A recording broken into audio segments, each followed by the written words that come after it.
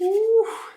All right, so just a couple days ago, Samsung had their Unpacked event in San Francisco, and they released some brand new smartphones for us all to get super excited about. If you haven't already heard, let's talk about it.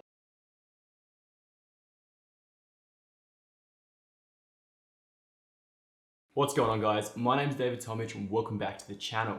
Today, we're talking about the Samsung Unpacked event and the brand new Galaxy Z Flip and the S20 series that's been just announced. If you watched the Unpacked event like millions and millions of people did, you know that they didn't give us all the information about these phones. That's why you probably clicked on this video here to find out everything you can. And if you can't already tell, my excitement's just that little bit higher than usual because I've just pre-ordered my very own Samsung Galaxy S20 ULTRA in Cosmic Black. If you're interested in knowing a little bit more about the unboxing experience and the device itself, subscribe to this channel. The button's just down below when we'll talk about it when the device arrives. I'll also most likely be doing a giveaway for the Samsung Galaxy S20 ULTRA.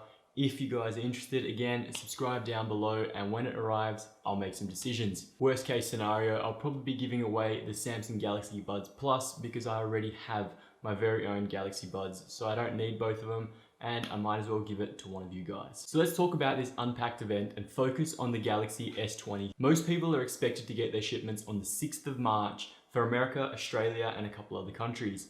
Most other countries may be delayed up to the 14th of March, so depending on where you are will depend when you get your smartphone if you've pre-ordered one today. Something that really fascinated me about this Unpacked event was the announcement of all the collaborations that Samsung's doing with some giant companies along the way. So if you haven't noticed already, Samsung has partnered up with Microsoft, Google, Xbox, YouTube, Netflix, and Spotify. So at the end of the day, they're giving you a whole bunch of extra premium features that are directly built into the UI and the user experience of the brand new S20 range just for Samsung. So it doesn't matter if you're with Apple and you're using Spotify or YouTube, you're not going to have some of these key inaugural features built directly into your device. This is pretty cool because most people that I know at least use all of these services pretty much day in and day out. So let's start with the Samsung Galaxy S20, the most basic phone of the range. It comes in two models in Australia, the 4G and the 5G.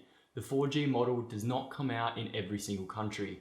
I know India is one of the countries that will get 4G and 5G models of all three devices, the S20, S20 Plus, and the S20 ULTRA, but Australia unfortunately does not get 4G on anything else except the introduction Samsung S20. The S20 comes with a 563 pixel per inch, 6.2 120 Hz refresh screen rate. This is definitely a good introduction screen size for an S20 model.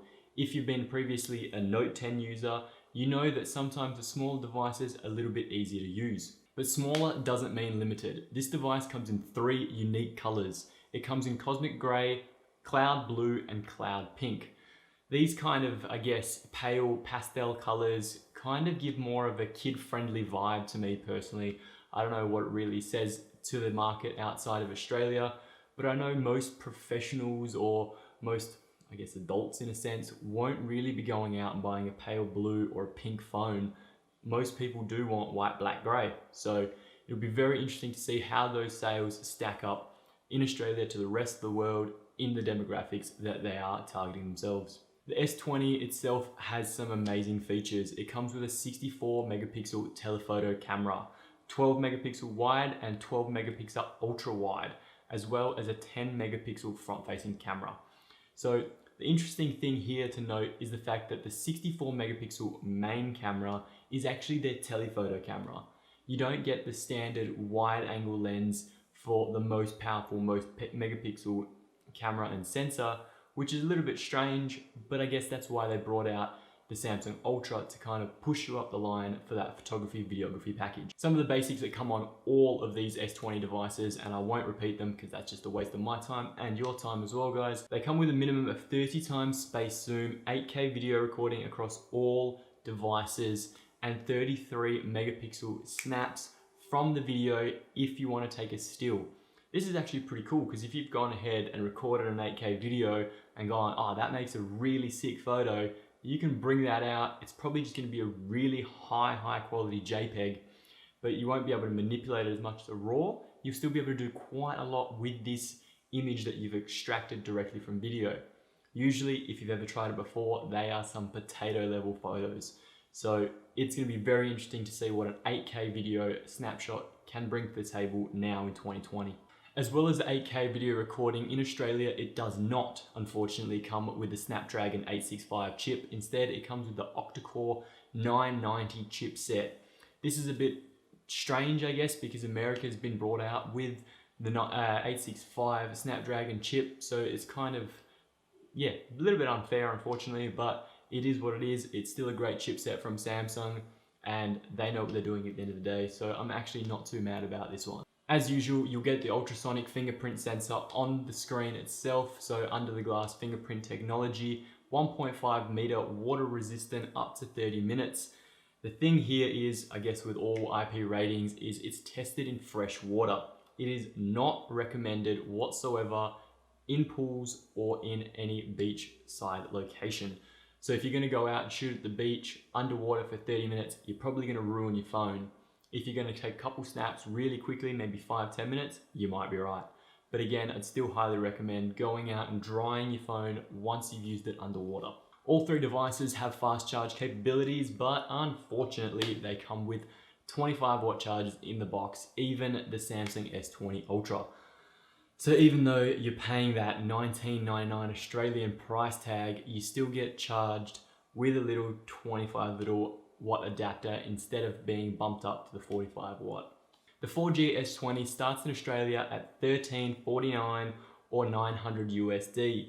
The 5G model bumps it up a little bit to $14.99 Australian or $9.99 USD. As I'm sure many of you already know, because I'm pretty certain you've all pre-ordered it and you're watching this out of excitement. Let's talk about S20 Plus now, the 5G only version in Australia. The thing that interested me most about this device itself was it was one of the predominant devices used throughout the Samsung S20 Unpacked live event. If you took notice of what they showcased throughout that Samsung Unpacked event, you'd see that they really showcased the S20 Plus more than the Samsung S20 ULTRA. That concerns me personally a little bit because I pre-ordered the Ultra, but I'm hoping that there was reasons for justifying that in itself. I'm assuming that the fact that the main camera, or the main telephoto camera, I guess, in the S20 Plus is 64 megapixels, and they would have been using the telephoto for those sorts of situations, maybe it produced a better image or a better live stream. However, I don't really know, but it is definitely something that piqued my interest during that live stream. If you know the answer to that one, let me know down in the comments below because I'd be super interested to find out. Unfortunately, nothing really changes here between the S20 and the S20 Plus. You get a little bit of a bump up in the battery specs, 500 extra milliamp hours of battery, and a depth sensing camera on the rear side. So a couple little bonus extras here, nothing too significant. For these small little changes, if you want the 128GB model S20 Plus model in Australia, it's going to cost you $1,649 Australian or $1,099 USD. For the 512GB model, it's going to cost you $1,899 in Australia or $1,299 in America. That's pretty steep and pretty much entering the S20 ULTRA range. So considering they both have micro SD capabilities, you can just go with a 128GB model, slot a micro SD card in there and store everything on the SD card instead of backing it up to the phone, which makes it significantly cheaper. That would be my personal recommendation if you're looking at comparing the 128 to the 512, unless you really know and understand that you're going to use 512GB of phone dedicated storage. All right, let's move on to the S20 ULTRA and the reason I'm making this video. The S20 ULTRA is meant to be a phenomenal device. I don't know, I'm ready for the unboxing video. I'm sure you guys are too. So basically the specs itself make this phone stand out so much to somebody like me. From a photography and videography point of view, it really sets it apart from anything on the market. We're talking 108 megapixel main wide angle camera. So unlike the S20 and the S20 Plus, it isn't a telephoto, it is the main camera that we're all used to. 64 megapixels A 48 megapixel telephoto replaces that 64 megapixel telephoto from the S20 and S20 Plus, but it bumps it up to 100 times optical zoom. Well, hybrid of digital and optical. One of the things here, unfortunately, if you've seen any reviews and if you've seen any of the photos that have come out from people who have been fortunate enough to get their hands on during a live event or got them pre-release, some of these 100 times zoom photos kind of look a little bit potato quality, if I'm being honest. But the 30 times optical space zoom looks decent enough to use. So from a professional point of view, I guess you probably only use the 100 times zoom once or twice, maybe as a gimmick, maybe as something more. You're definitely going to need a tripod because everybody showcased it with a tripod to get a super steady shot and to actually capture the image properly. But I guess that's pretty normal. Even if you're using a DSLR and have a really long zoom lens, it's pretty shaky. So zooming in that far, definitely need a tripod and something to be aware of if you're planning on using the 100 times zoom as part of your day-to-day routine. Finally, it comes with a 12 megapixel ultra wide camera. So this is basically how wide you're going to get it, if not a little bit more. So I'm going to just zoom back in a little bit. Hopefully I haven't zoomed in too much. But now you're going to really understand what an ultra wide lens gives you. With 12 megapixels, it isn't as powerful and as good as the 108 megapixel, but it's supposedly meant to be fantastic in low light. So with all these combinations, the front-facing camera is bound to be better, right? Yes, excellent. They bumped it up to 40 megapixels for some ultra crisp selfies and videos. If this is something that interests you, it's definitely worth having a look at. I think 40 megapixels on the front side is nearly unprecedented in the mobile phone industry. If you're a camera and tech nerd like myself, then you're probably pretty aware that a 1-inch sensor is good quality for photography and not so much videography, but we'll stick with the photography side. And if you know anything about phones, you know those sensors are like tiny. There's basically nothing in a phone sensor. However, now that the Samsung S20 ULTRA has been released, it comes in with a 1.133 inch sensor, which is basically 40% less than a 1-inch sensor, but 3 times the size of an average phone sensor. That's a huge leap forward, if I'm being honest. Usually we get little incremental bumps of tiny until we get to 1 inch, but this time around we've pretty much jumped from nothing to something that's quite substantial and will hopefully produce some incredible images. The downside of the S20 ULTRA is the price. If you're like me, who's already looked at the price, clearly, it costs 1,999 Australian dollars for the 128 gigabyte model. This roughly equates to 1,349 USD. Or if you want to step up to the 512 gigabyte model, well, it's going to cost you just that little bit more again. The 512 gigabyte model in Australia costs $2,249, which is equivalent to about 1,499 USD. One thing that I can say with great confidence is if you are a student in Australia, there is some great benefits for you right now. If you jump on the Samsung Educational Store and sign in with a valid student email address, you can save yourself $400 off the S20 ULTRA. That is a huge discount, especially considering it was just released, just brought out, and it will probably stay at the $2,000 retail mark for the next 6 to 12 months until we get a pretty massive sale like Black Friday at the end of the year.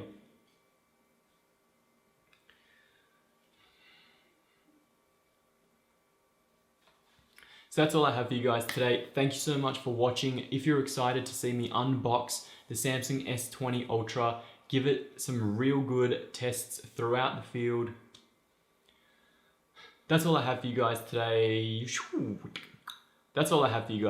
Thank you so much for watching. If you're excited to see me unbox the S20 ULTRA, as you can clearly tell I am, stay tuned, smash that subscribe button, leave a comment down below what features you want to see, what you want to know about this device, and I'll make sure I make it happen for you.